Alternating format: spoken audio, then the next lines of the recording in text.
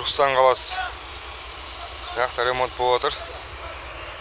Адамның бас сүйектері шығып жатыр.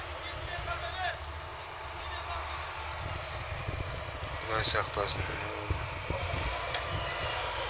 Жан бас сүйек. Бас.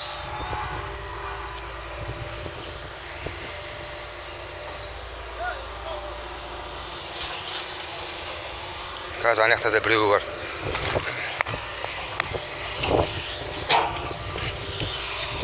Мына жерден шығып жатыр ғой, қазған жерден.